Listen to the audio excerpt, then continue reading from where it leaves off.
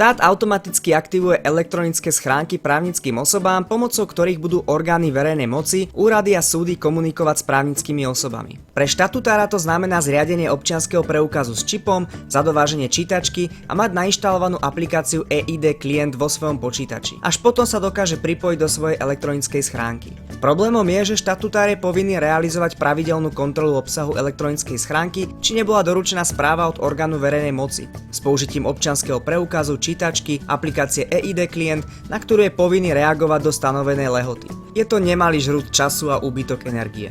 Máme pre vás efektívne riešenie. eArchív sa postará o vašu elektronickú schránku. Prenechajte starosti so správou a aktiváciou vašej elektronickej schránky na nás. Vy môžete svoj ušetrený čas využiť oveľa efektívnejšie. Prístup ku všetkým dokumentom a upozorneniam o prijatých správach dostanete priamo do mobilnej aplikácie alebo počítača bez nutnosti používania občianskeho preukazu a čítačky, nech ste kdekoľvek.